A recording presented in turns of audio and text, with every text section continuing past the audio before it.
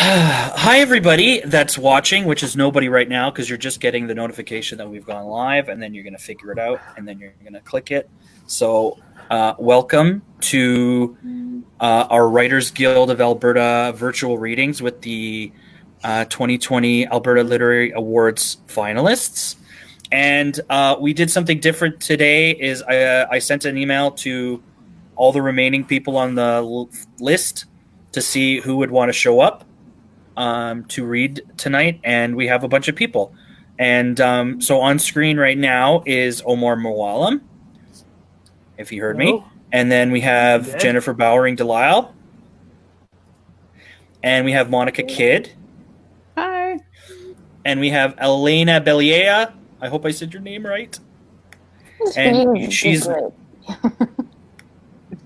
and she's off screen now, but she will be here in a moment, I promise you. So if everybody else wants to say goodbye, I will chat with Omar here for a second. Bye. They'll be back, I promise.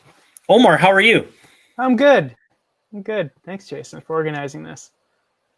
No problem.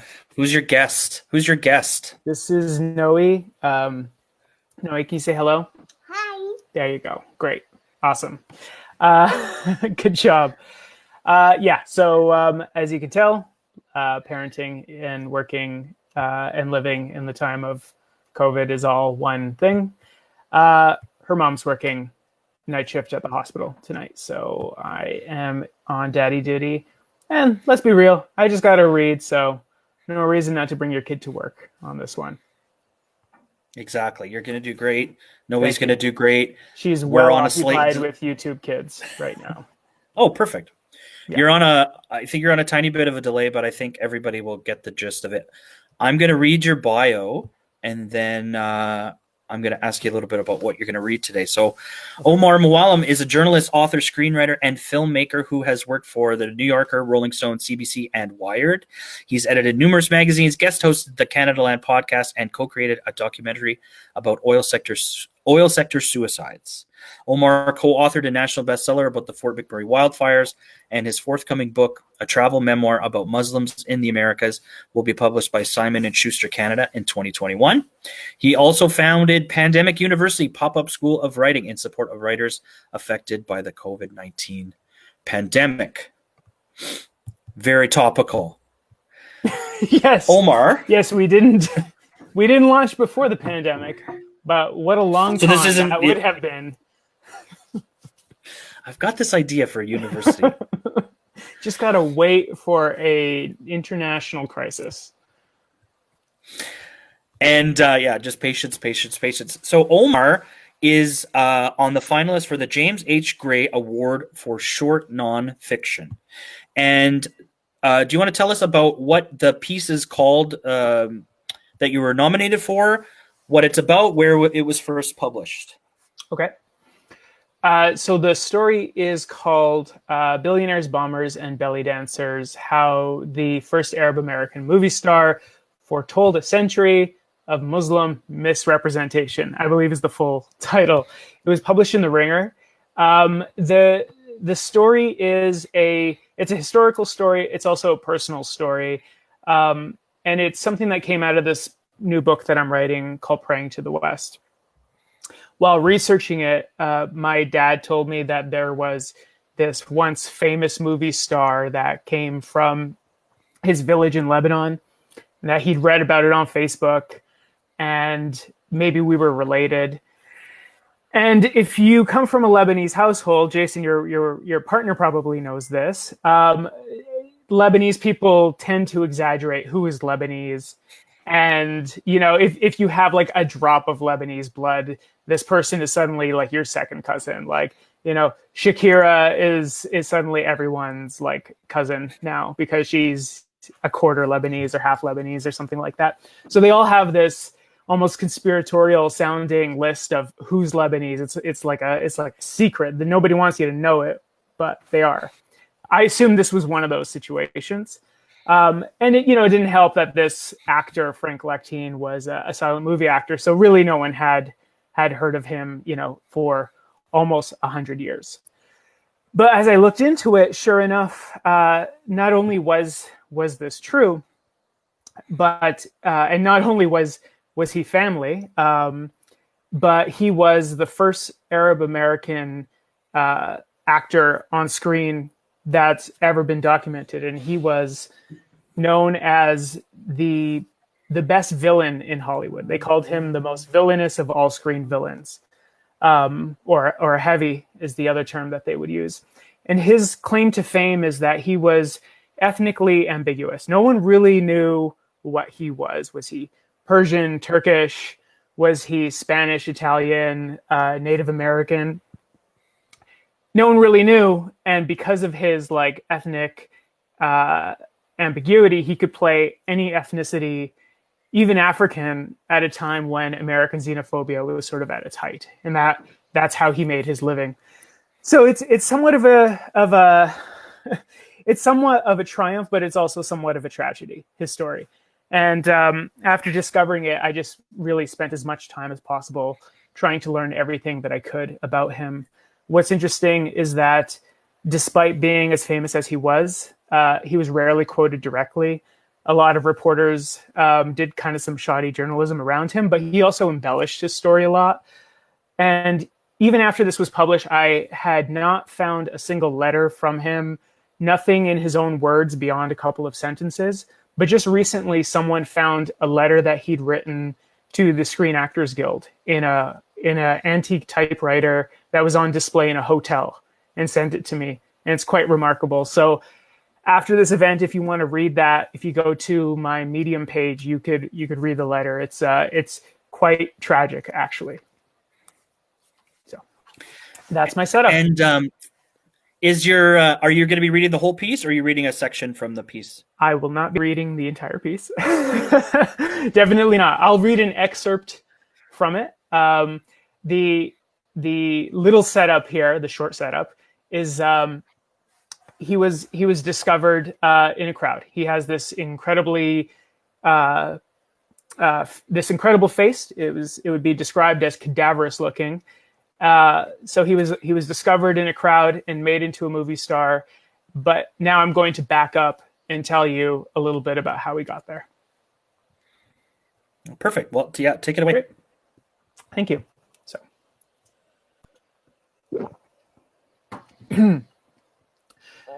Frank Lactine didn't anglicize his name to make it in pictures. He changed it to make it in America. Despite living in the United States since age 7, Lactine embraced and even embellished his Middle Eastern roots. He claimed to be a trained Oriental rug maker, groomed to follow in his family's footsteps before catching the acting bug. Truthfully, though, Lactine came from a humble farming clan in Lebanon's Bekaa Valley. I know this because he's my ancestor. I've collected dozens of personal records from the Academy of Motion Pictures and Sciences archives, the National Archives, and the lone record keeper in my family's hometown. Comparing these with the persona in his press clippings, it's clear Lactine was equally proud and insecure about his roots. Mohammed Hassan Yakhtin was born in August 29, 1897 in Kabyles, the figurative and geographic belly of modern Lebanon. Then part of the Ottoman Empire's greater Syria region, the village of mud huts, orchards, and fields sat on the Beirut-Damascus road inside a semi-autonomous Christian province. Religiously mixed with Orthodox Christians in the hills and Sunnis in the valley, Muhammad lived across the mosque but attended a Presbyterian school near his maternal grandparents. Christian governance opened the town to American missionaries who failed to win converts but succeeded in spreading liberal values through their schools. Most of all, they implanted an idealized image of America as refuge from hardship. Family lore has it that Frank's father was killed in a feud between Ottoman loyalists and Arab nationalists, but it's largely mythology wrung from a grain of truth. In 1900, his eldest brothers were sent to America before reaching the age of mandatory service in the ailing Ottoman Empire. His father, Hassan, followed a few years later with Muhammad. They adopted the name Sam and Frank Lactine on arrival and joined Mahmoud and Abdullah, now Mike and Tom, in Lawrence, Massachusetts, where hundreds of then called Syrians had been recruited by an American pastor in his hometown's booming textile factories. And for reasons unknown to me, Frank's mother, who was from my side of the family, never left Syria. Whether they stayed in touch is unclear to me, but I'm confident Frank never saw her again. At 15, his brother Mike had the responsibility of caring for 10-year-old brother Tom and setting up a home for the family. The family's reunion was delayed by a detour through the Caribbean and Latin American ports, as was common for immigrants like Hassan, then 52 and unable to speak or read English. He was likely turned away by Ellis Island inspectors. And whatever the reason, Lactine, years later, spun the inconvenience to a reporter as evidence of his worldliness, adding stopovers in Spain and Puerto Rico to his cultural mystique. He also inflated his education. He casually mentioned he'd completed it in Lawrence, Massachusetts. In reality, Lactine hadn't attended school since the fifth grade, if not those brief years in Lebanon. As soon as he could pass for 14, the minimum working age in Massachusetts, he worked in the mills. A 1910 census reported 12-year-old Lactine as 20 years old, and it noted that he hadn't missed a week of work in a cotton mill for over a year. His brothers labored in barber shops and celluloid factories, and his father, the alleged Oriental rug importer, was unemployed. Frank's first decade in America was neither the utopia he promised nor the one he perpetuated. He spent most of his first decade in the heart of Lawrence's Syrian colony, a slum within the site of textile mills it served. More than 2,000 Lebanese, including my great-grandpa, packed in poorly ventilated, dark, and diseased tenements. At work, some hung lunch bags from the ceiling so rats couldn't eat them.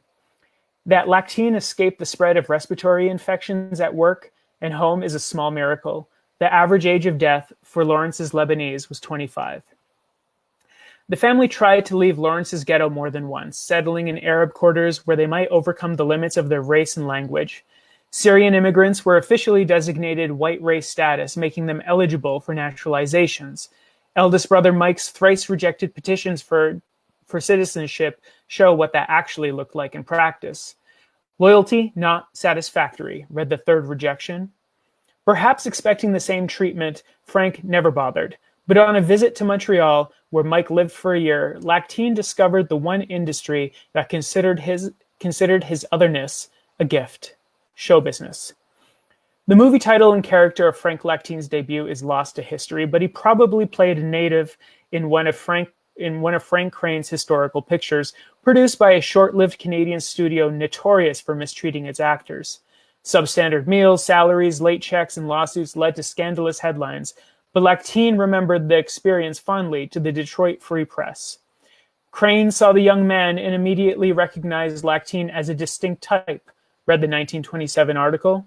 Crane offered him $1.50 to work in the picture, and, as it was all part of the vacation and fun, he accepted. He took to picture acting like a duckling to water. Rather than move to the film industry center in New York, though, Lactine followed his brothers and father to Detroit, where an exodus of immigrants were promised living wages. Still, at every chance, Frank went to New York, walked onto sets, and asked for work. His timing couldn't have been better. Pictures like The Birth of a Nation had been feeding off reactionary nativism and segregationists. The First World War roused a series of preparedness films intended to warn Americans of their foreign adversaries. The director of one such title, The Yellow Menace, cast Lactine as a Chinese heavy, aiding the murder of a U.S. senator who was championing an anti-Asian immigration bill similar to the one that was circulating through Congress at the time of production.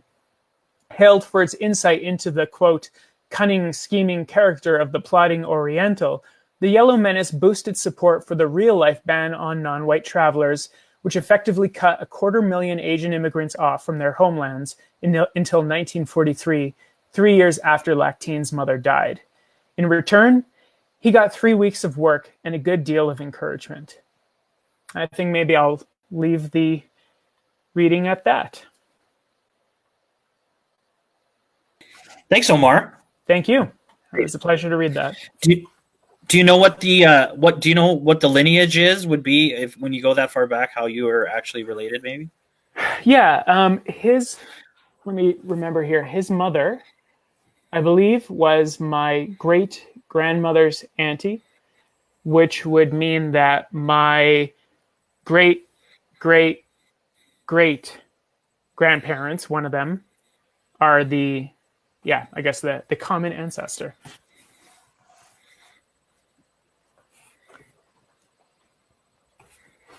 There you have it. Sorry, I got it. There was a little delay on the video, but thanks so much for reading. That was great. Thank you. And I will do what everyone wanted me to do. I'm sorry. I was just teasing. There you go. There you go. I guess this is time for me to probably mute my microphone. Ciao. Bye, Noe and Omar. Bye-bye.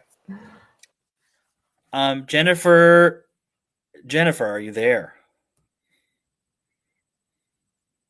I'm here. How are you? I'm good, thanks. That was great, Omar. Yeah, it was. It was good to hear that. Jennifer Bauery Delisle is also a finalist for the James H. Gray Award for Short Nonfiction. So I'll read your bio and then we'll go from there. Jennifer Bauery Delisle is the author of the lyric family memoir The Bosun Chair from New West Press and Deriving, a poetry collection forthcoming from the University of Alberta Press. She has a PhD in English and has also published a scholarly monograph. She joined the board of New West Press in 2018 and regularly teaches creative writing at the University of Alberta Faculty of Extension. She lives in Edmonton on Treaty 6 territory with her husband and 2 young children. Jennifer. So, sorry, I'm reading off so many screens. Tell us about the piece that you wrote that became a finalist for this award and where it was first published. Sure. It's called Abracadabra, and it was first published in The Forge. And it's kind of ironic that before we started, we were chatting about what we've all done with our children tonight so that we can read. And I'm going to be reading an essay about infertility. So it's kind of an essay that has been brewing for a while, or I guess was brewing for a while before I published it, because I now have 2 children. But yeah, that's what it's about. And are you reading the whole piece or just an excerpt?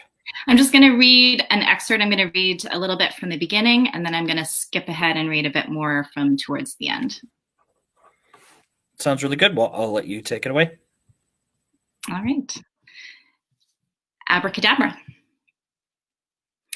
It was once a word with power, before hokey top hats and scarves stuffed up sleeves. Write it on papyrus 11 times, dropping the final letter on each line. Whatever evil has befallen you will diminish with the word. I'm just going to pause there and say that the rest of the essay is structured using that diminishing form of abracadabra. So each section has a version of the word with the last letter dropped off. So the next section is abracadabra. On screen, our names are not our own. Hope 82, wannabe mama. Yet these handles grasp our true selves as our longing has become our identities. We are anonymous, but naked as the animals we are, driven by our most primitive instincts. We are TTC, trying to conceive. I log in when I should be working to share with strangers how badly I want a child and to read how badly they do too. To read that they are also infected by that single force which supplants work, relationships, the dinner plate, the steering wheel. We share the minute details of our efforts, cycle days and basal body temperatures, everything written in a kind of shorthand, as if we have something else to do besides wait and wait. BFN for big fat negative on a home pregnancy test. DH for dear husband. 2WW for 2-week wait, that agonizing time between ovulation and finding out if you are finally pregnant. Together, these abbreviations become a dialect of their own, a kind of spell. To take the comfort here, I have to learn the tongue. To be one of them, I have to use it. Abracadabra. The source of power is not in the meaning of the words, but in their utterance. In antiquity, vowels representing planets and consonants representing elements were combined to make voces magicae, nonsense syllables rhymed and metered, sometimes mixed with real words. The earliest reference to abracadabra appears in a text by Cyrenus Simonicus, physician to the Roman Emperor Caracalla. To treat colds and fevers, Simonicus prescribed wearing an amulet bearing abracadabra in its diminishing form for 10 days. On the morning of the 11th day, the patient was to rise before dawn and throw the amulet in a river. So I'm going to skip ahead here to towards the end, the Aber section, ABR. Hope 82 might be ovulating and goes into graphic detail about the consistency of her cervical mucus, CM. Though she offers the warning, it is not too much information, TMI. This is the substance we are all obsessed with, another gauge for when we are most fertile. Stretchy and clear like egg whites, we pull it, analyze it, judge it. Yet in the next sentence, she calls her period AF for Aunt Flo and sex BD for bed dancing. I don't want euphemisms. I don't want to dress my excretions in little bows, giggle at my sex, put sparkles on my pain. I can't offer someone baby dust, the fairy emoji. I don't want to be made into the child I am missing. Yet I keep coming back to the site with its rocking bed emojis and the women whose pets are fur babies. It's a way of taking my infertility out of myself, making it a thing to read and say and do instead of a state of being. The sidebars rotate ads for books and teas, acupuncture to rid yourself of toxins, hypnosis programs to remove your deep psychological barriers. I'm tempted to click, even through my skepticism, my offense. Could it be that my body is toxic, that I need to just take charge of my fertility, that my sympathetic and parasympathetic nervous systems are misaligned, that I have a mental clog, that I really don't want it enough? Ab. Sunshine lost the pregnancy. She just posted. She had been spotting. Her doctor has now confirmed it. She reached out to us across cyberspace, grieving, not just the loss of this child, but what seems like the loss of her motherhood. I'm heartbroken for her, and I'm terrified. As I could see in her my own future good fortune, I can see in her my own future losses.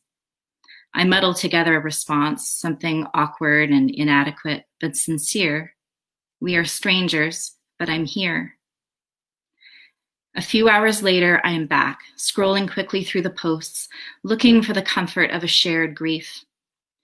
The other women have offered her emoji hugs, little hearts, and perfect blue teardrops. They've said, oh no. They've said, I'm sorry. And on the same line, they've said that they are on day 3 of their 2WW and felt a little twinge. They've posted pictures of their temperature charts. They've said that they are ovulating, so tonight's the night for some BD. I log off. I close my computer. This is not a place for comfort. This is narcissism dressed up like a community. In our quest to become mothers, we have lost ourselves as caregivers. In our focus on our biology, we have forgotten our humanity. Maybe I was naive to think we could find care on a computer. This is how the site is built, with clickbait and cartoon avatars, dancing storks and flashing hearts, shaping how we write and connect. Everything telling us that women lack the maturity and intelligence to discuss our own reproduction and infertility frankly, critically. Everything telling us that we are to blame, but the fixes are quick and for sale. This is sleight of hand, flashes of silk to make us lose sight of what's real. I'm going to stop there.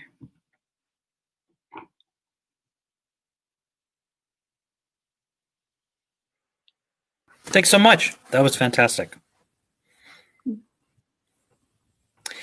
And Monica Kidd, are you there?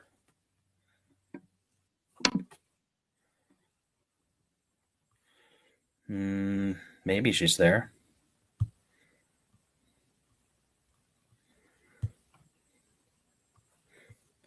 There she is. And you can, unmute yourself. Yeah. Clearly new to this virtual reading world. Apologies. No problem. No problem. That was barely any delay at all. How are you? I'm good. How are you? Thank you for doing this. I'm and well. Thank you for your reading, Jennifer. Yeah, everybody's been great so far, and it's anyway. I really like these little readings we get to do. Usually we just get to do one event in Edmonton and one event in Calgary, and everybody that can come, but not everybody can always make it, and there's a little bit less of a time limit, and so it's nice to be able to give you a little bit more time to share. And we have these videos which we can also they also live on for a little while, so that's also nice. Right. So Monica, you are a finalist for, I'm just bringing up this thing. I actually know, but I just want to read now. For the Stephen G. Stephenson Award for Poetry. So I'll read your bio and we'll go from there. So Monica Kidd has written 7 books, and her published poems, essays, and articles number in the dozens. Her 4th poetry collection, Chance Encounters with Wild Animals, was published by Gaspereau Press in 2019. She is acquisitions editor and production manager at Peddler Press, makes small letterpress works under the banner Whiskey Jack Press, and works as family physician in Calgary when she is not pandemic homeschooling her 3 children. All these bios are so like up to the minute accurate.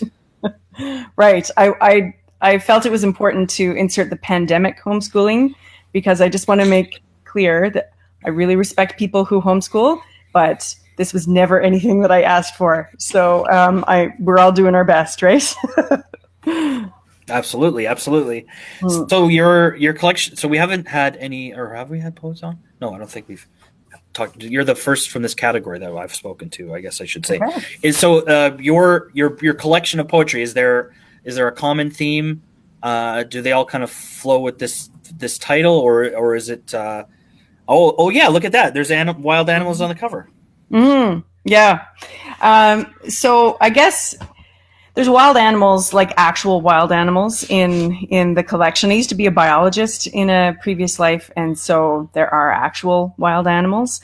And there's a section in the collection that I wrote during my first trip to Antarctica as a naturalist. And so there are actual wild animals, but I also mean wild animals kind of metaphorically in that just these surprising moments in our lives, the way that you are surprised by a contact with a person or an event that can change your life. So I guess surprise would be one of the main themes that runs through it. Yeah. So I will, yes, as Jennifer mentioned, we were all kind of comparing pandemic parenting notes before, and wondering if we would be interrupted by our children who are in the next room and whatnot. So on that note, I'm going to read a poem called Fugue. My kids just finished their online piano lesson, and they're playing on the piano that I had when I grew up, that I inherited after my father passed away a couple of years ago. And when I opened up the piano bench, I found sheet music that I had last in high school, I guess. And it was written, I recognized the handwriting of my old piano teacher. So this poem is Fugue. Her hand scrawled across the page, a spinster and her father I saw in glimpses, slumped in his undershirt, lamp spilling cold light upon his pork chops. There it was. These 30 years, she long dead, alive to me now as then, her sharp pleats, her pencil, her anger at the brittle biscuit of life. That little explosion in me when I realized Bach and Liszt spoke German, Tchaikovsky, Russian, that the world stretched past horizon's tripwire. that she yearned. And now I sit, mug of tea upon the piano, ears keening in the silence.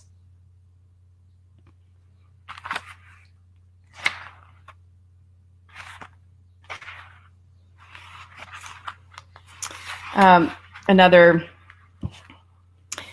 parenting poem. Look at that.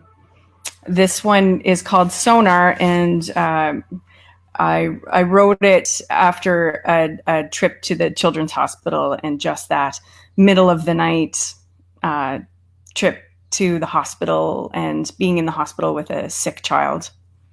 Sonar. Hospital room, carbalized. A baby crying in exhausted soprano.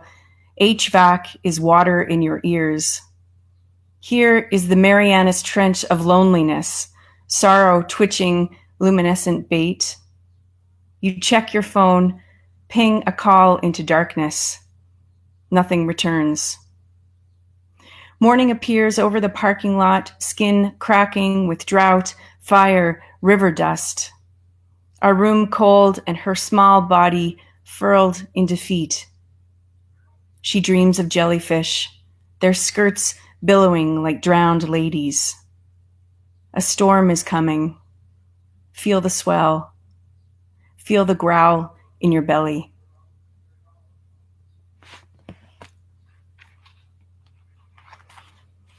Thunderhead starts with an epigraph from the fantastic poet Sue Goyette, who's just been named the Poet Laureate for Halifax.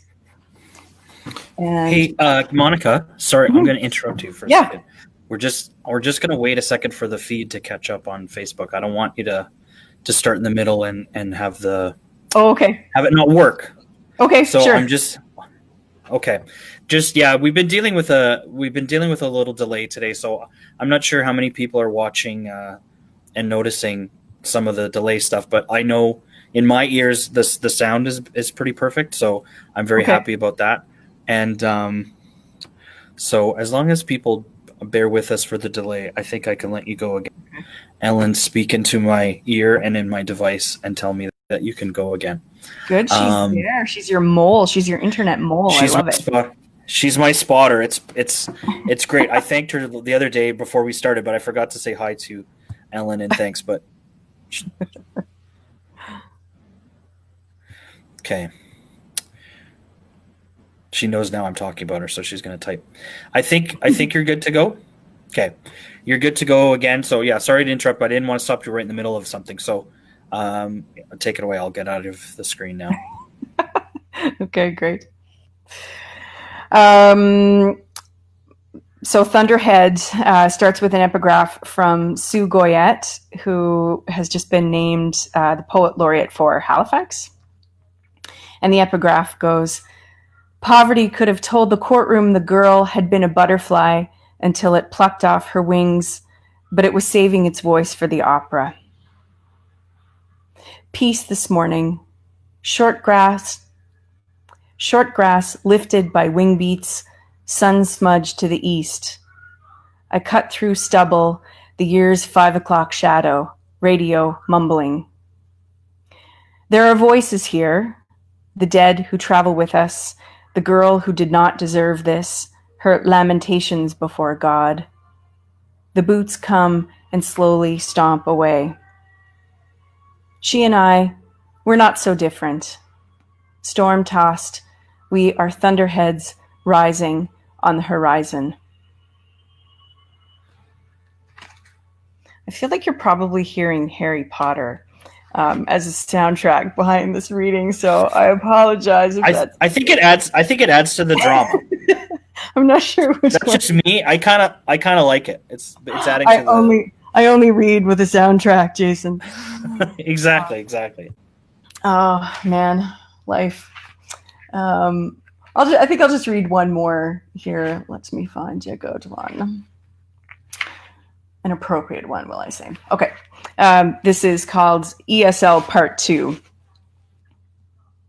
"Excuse me," he says, paper folded and pencil poised.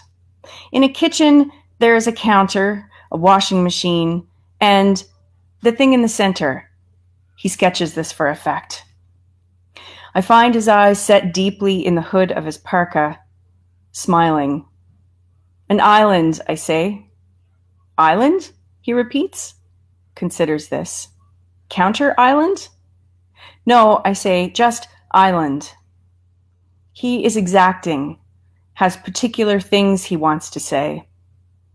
In flawless English, he peppers me with questions. What is the verb for changing the color of grout? How many angels dance on the head of a pin? Are you a teacher? He asks, into the gathering night. No, I say, there are just things I know. But tell me, when will the bus come? How should one live? This route is, he pauses. Frequent? I offer. It is not the right word at all. The bus arrives and we are pressed apart. I lay awake for days, mute as a broken pencil. It is not the right word at all. And I'll leave it there. Thank you very much. Thank you so much. Yeah, you bet. Standing appointment for you to give me a video call every night and just like read a poem to me. Sure, no problem. I don't know. I'm really liking the poetry by video. I think it's all really working. I think poetry is really meant to be heard. You know, it's an oral tradition, and I love hearing other people read their work. Yeah. Well, it was great to see you and hear you read your work as well. So thanks so much. Thank you. And Elena, are you there? Next caller. I surely am. How are you? I'm doing very well. Yeah. It's good to see you. I don't know if we've met before, but I don't want to screw up saying your last name again. So how do I say your last name? It's hard. It's all vowels. It's a lot of vowels. It's Elena Bellier. Oh, Bellier. Oh, okay. Yeah, That's it's like easier. the French word for a sheep, like a bélier. Oh, yeah. Got it. Now So I think you are our last reader, unless I have somebody in the queue that I've been ignoring for the last 45 minutes. But just let me see. No, I think you're our last one. So I'm gonna go and look at your bring up your bio here. So you are our first playwright that we've spoken to, and you are a finalist for the Gwen Ferris Ringwood Award for Drama. And you know that, right? This isn't a surprise to you? It is not. No. You heard this already? So I'll read your bio. We'll go from there. So Elena Belyea is a playwright, performer, producer, arts educator, and artistic director of the award-winning Tiny Bear Jaws, a little theater company with teeth. Elena's plays have been produced across Canada, Montreal, Toronto, Edmonton, Quebec, Ottawa, and Wells, and received numerous awards, including first place in the 2015 Wildfire National Playwriting Competition with Cleve, also included as part of the Playwrights Guild of Canada's 2018 Surefire list. Elena was a participant in Nightwood Theatre's 2016-17 Right from the Hip playwriting program, a recipient of the Tarragon Theatre's 2018-19 RBC Emerging Playwright Award, and is a graduate of the University of Alberta and National Theatre School of Canada. Elena's solo show, Miss Caitlin's Grade 3s Prepare for the Inevitable, first opened in 2015 and has had over 75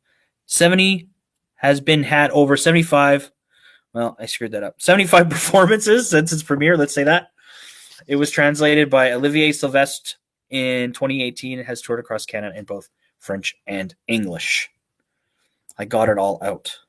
You did it. So tell us about the play that is on this list that you're a finalist for. Yeah, and it is also the play that I will read from. So it's a play called Smoke, which is also in that bio.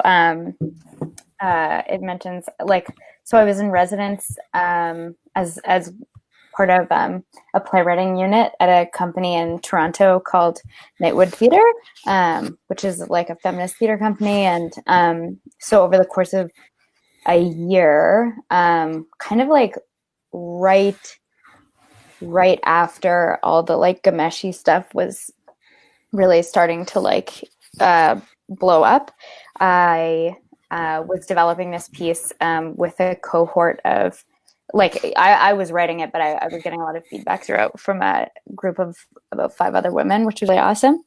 And so the kind of conceit of Smoke is there's this woman named Aiden who is a fiction writer, and then her ex Jordan comes to her house and basically is asking to talk about some sexual assault allegations that she had been making against Jordan, not in like a public way, but kind of privately to some of their friends in confidence.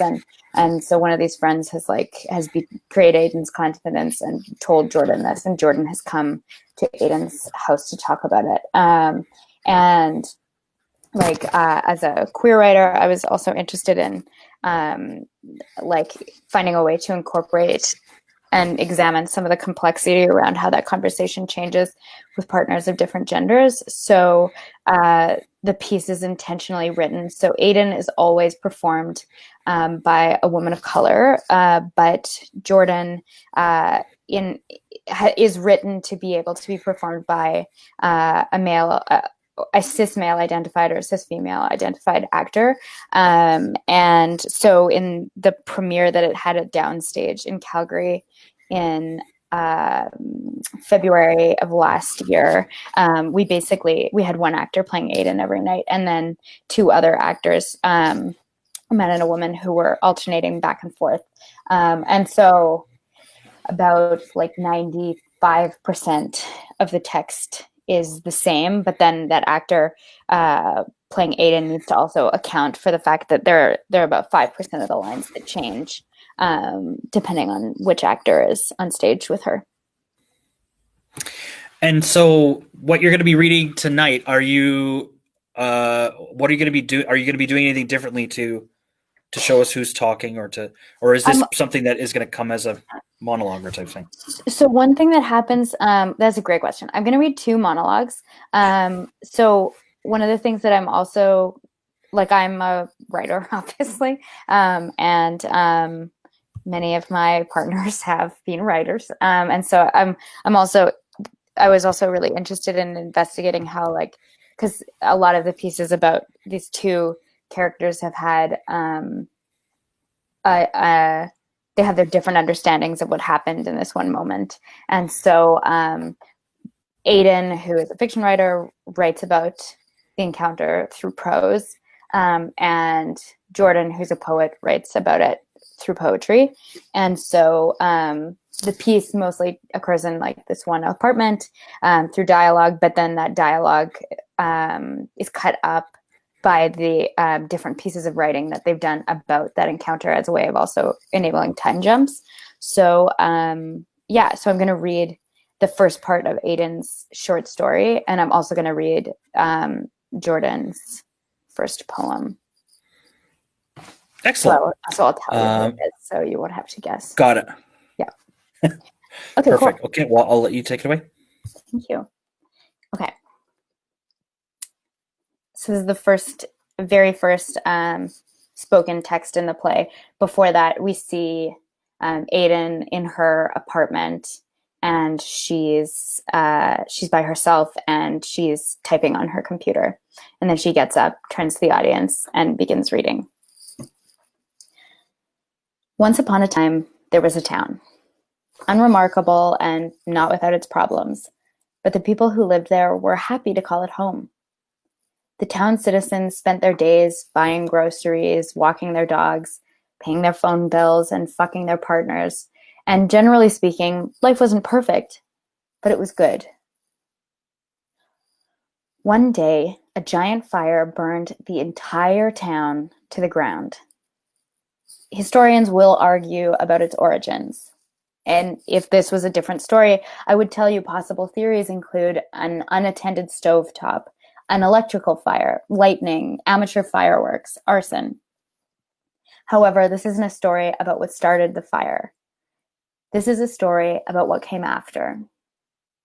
As plumes of smoke blossomed overhead, sirens sounded, firefighters were dispatched, and planes released water over the all-you-can-eat buffet, pet store, and mid-range nail salon. Families piled into minivans, seeking refuge in nearby cities as a black haze descended, replacing the sun with a foreboding, far-off orange orb. The rest of the country took pity, sending money transfers, cans of tomato soup, pajama bottoms, 2-for-1 movie coupons, moist towelettes, shower caps, selfie sticks, and jars of pickled beets.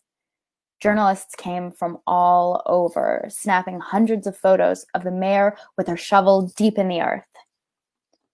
Bit by bit, the town was restored. People moved back into their houses, refilled their fridges, took their dogs for a quick pass around the lake, updated their smartphones, and learned new ways to have sex standing up.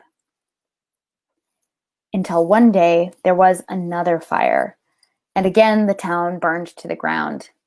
Even though the citizens had installed aluminum paddles and cut down nearby trees to stop flames from jumping to their roofs just in case. Reporters came, but not as many. And the rest of the country felt bad, but had other causes that needed supporting.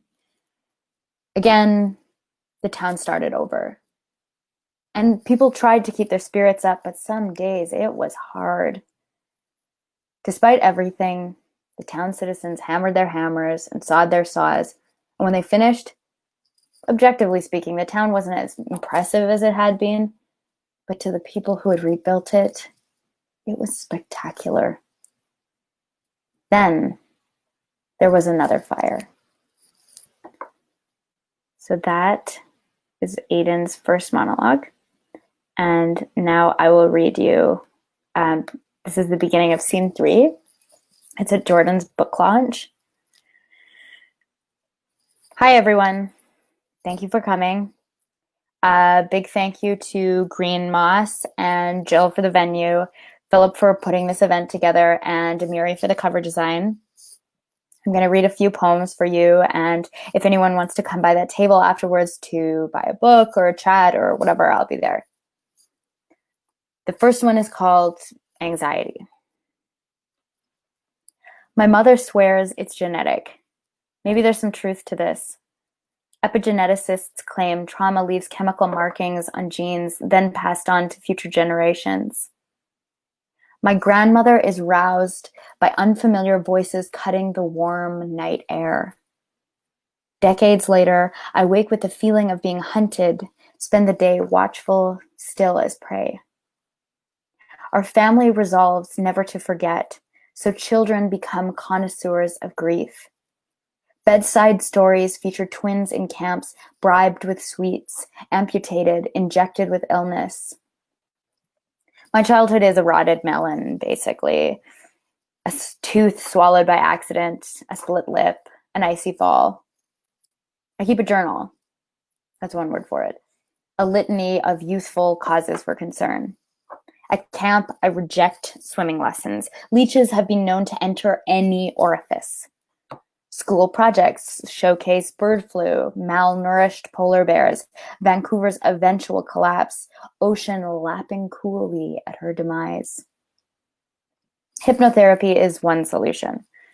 Ativan is another. Prozac, Paxil, Zoloft. I rehearse regulating my features for the doctor in her swivel chair, prompting my trepidation with her stains.